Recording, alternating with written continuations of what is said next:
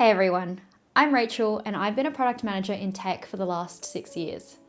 The product manager role is pretty crazy.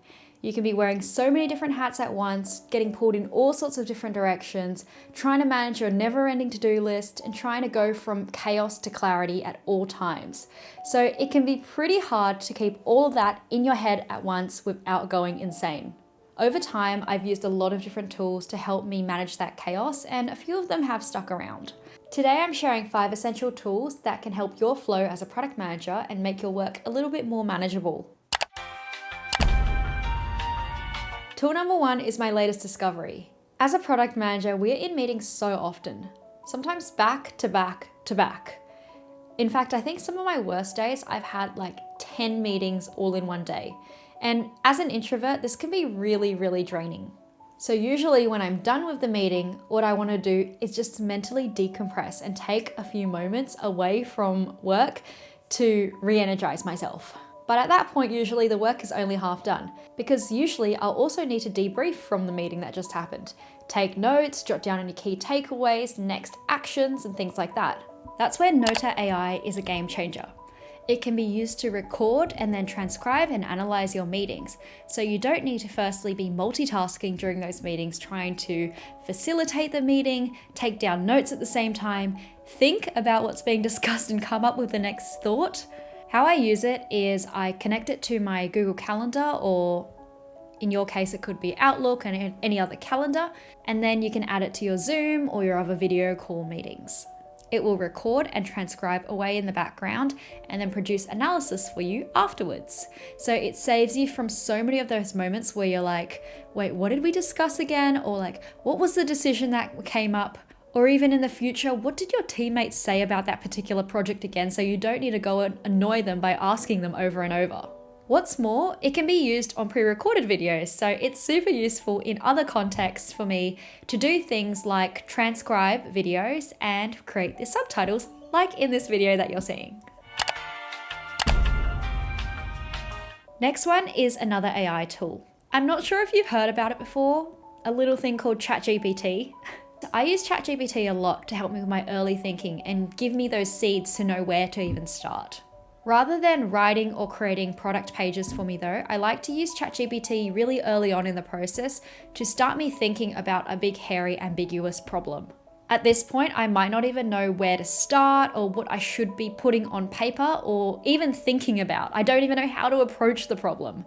So for example, lately I've been creating a thinking document on how we align on terminology across our business.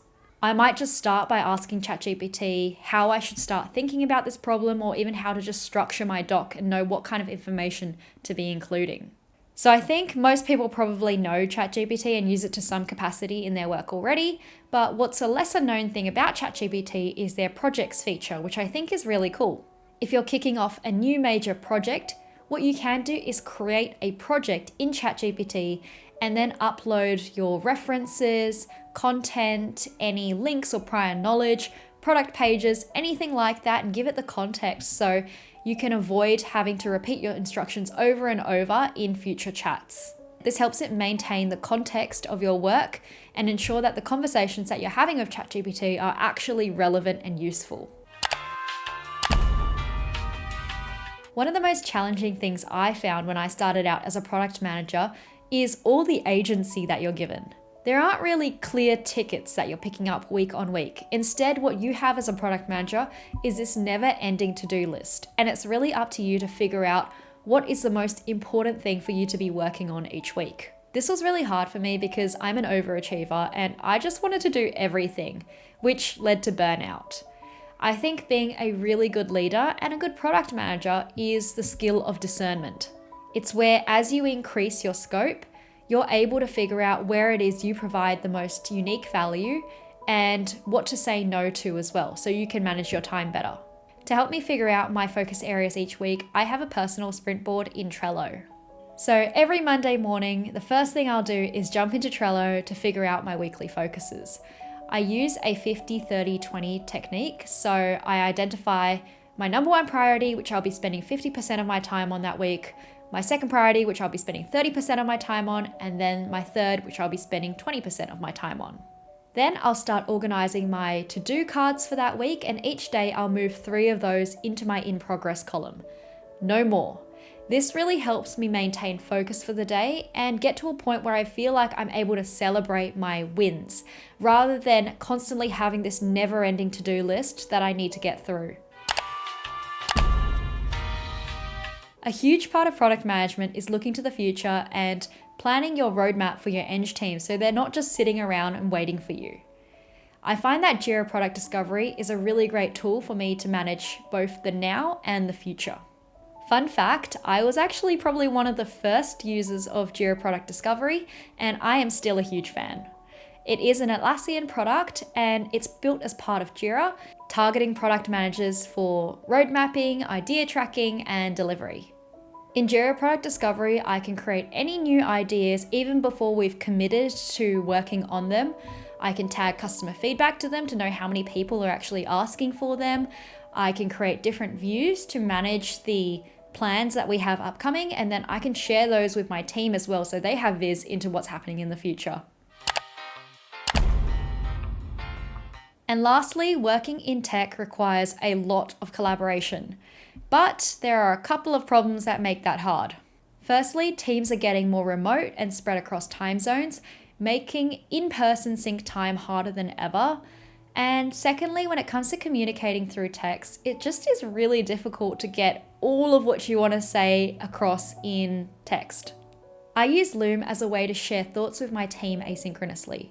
Loom is a tool that lets you send videos, so you don't always need to have that in-person session. For example, if I have a thought late at night and I want to share it with my teammate who's in the US, rather than call them up, which would be really rude and out of their hours, I can just record my thoughts through a Loom and send it through to them or schedule it on Slack. They can then watch it in their own time and leave reactions in my video or directly respond to it through comments or through their own Loom. It does take a bit of getting used to in terms of recording yourself, but my biggest tip is be comfortable with just recording that one time. I have fallen into the trap a lot of trying to convey my video message perfectly, and I'll make mistakes and then hit re-record, and I just get stuck spending so much time trying to re-record the perfect video. So those are 5 tools that I use as a product manager to supercharge my productivity across meetings, strategizing, road mapping, and collaboration. What tools do you live and die by? Let me know in the comments. Thanks everyone for watching, and I hope you enjoyed me sharing some of my craft as a product manager. I'll see you all next time.